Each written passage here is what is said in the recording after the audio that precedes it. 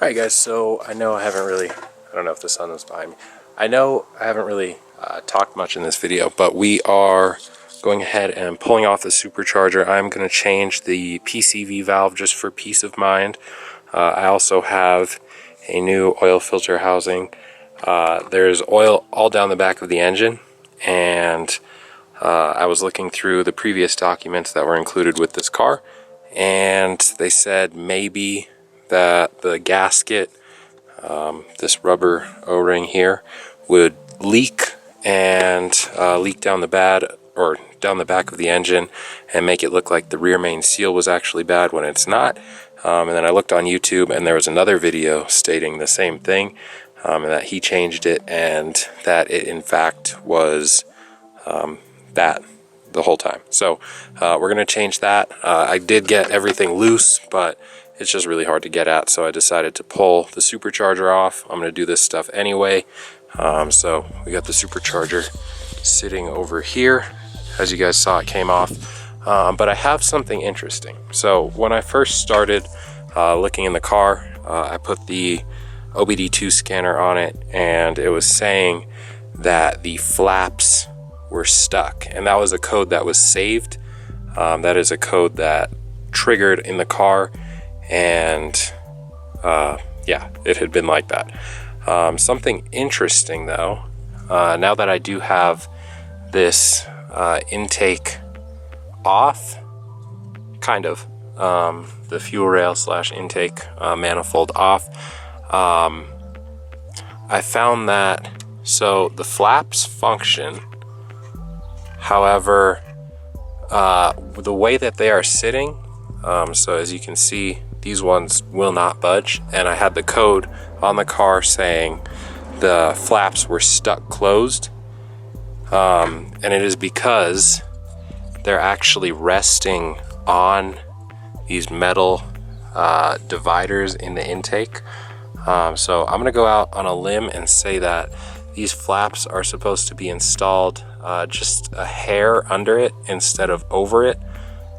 So at all times, here, let me get a phone light really quick. Alright, so I pulled that manifold all the way off. One of the injectors stayed in, the other two came out. But something that was interesting, so I had the code on the car that was saying the flaps were stuck closed, and I was like, oh great, the arms are broken. I looked online, people say these arms break all the time and they make billet ones, yada yada, whatever. So I went ahead and pulled this off and saw that the flaps do move, and they move smoothly when they're off the car. So that is easy vacuum operation right there, as it should be. And the way that they were installed, they were actually hooked on these metal pieces. So I think whoever installed the engine for this guy, because this is the second engine that was in this car, whoever installed it installed them wrong.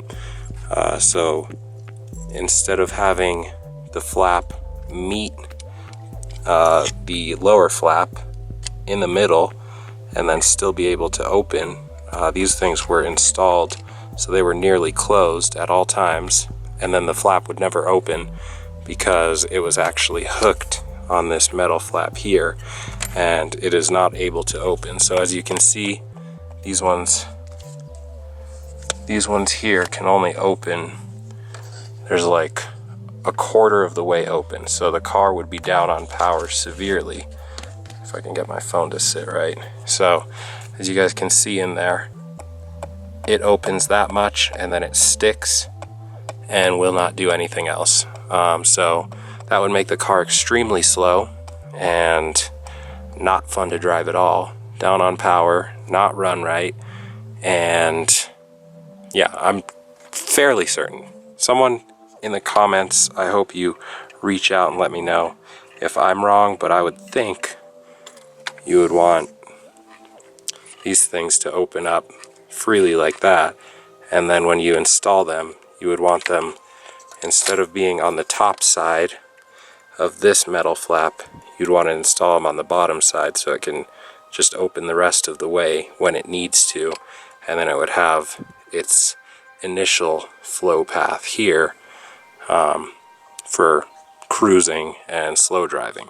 So yeah, that is something that I found and I think was a major issue with the car, and maybe a reason why it was being sold for so cheap. All right, so I'm gonna pull this next manifold off. So like I showed you guys, the flaps, how they are, do not open. So at wide open throttle, this car would be slow, like slow. They are stuck closed. I don't know if you guys can see in there, the lighting's weird. So yeah, there is literally not even, like, can't even fit a finger down in there. So whoever installed those parts, which hopefully this car even runs, I don't even know if the car runs, but whoever installed the parts did it totally wrong, in my opinion. I don't know Audis, I don't know how this engine was designed, but I'm fairly certain these are designed to open all the way under vacuum and boost or whatever, however it operates. Very strange. So I'll go ahead and pull this guy off, and then I'm just gonna put a little bit of tension on this arm and set it right back down, and then I'll show you how the operation, in my opinion, should work.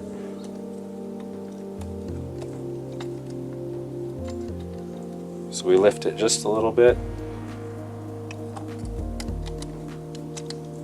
and then we set it right back down, and now the flaps should move fully. Yeah, so now they're fully operational, which of course my phone doesn't sit right. I would think that is how it's supposed to sit, and not the other way where the flap is actually stuck in its closed position. So I would imagine this car ran like garbage with that setup. And I know the previous owner did not have this thing apart.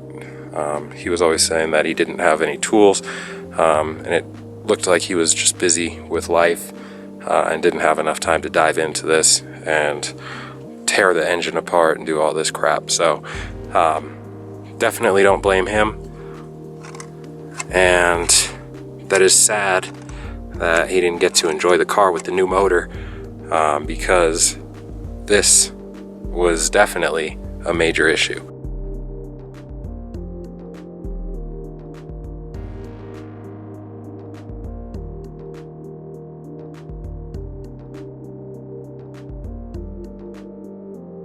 Alright guys, so I have the intake manifolds off. Fuel injectors are pulled out of each one, and I have them sitting in seafoam here. One sketchy thing, I can't remember, maybe I did drop some coolant, but there was coolant in that direct injector hole that came out of there, but there's also coolant puddled up all throughout the valley of the engine, so maybe that's where that came from. I can't remember coolant coming out from anywhere else though, so I don't know if maybe this thing has a bad head gasket or something. Hopefully not, but everything else looks good, everything else checks out. Not sure, so we will see when the car starts up, but that is going to be it for this video. I'm going to put all this stuff away and be done. So yeah, we'll see you on the next one.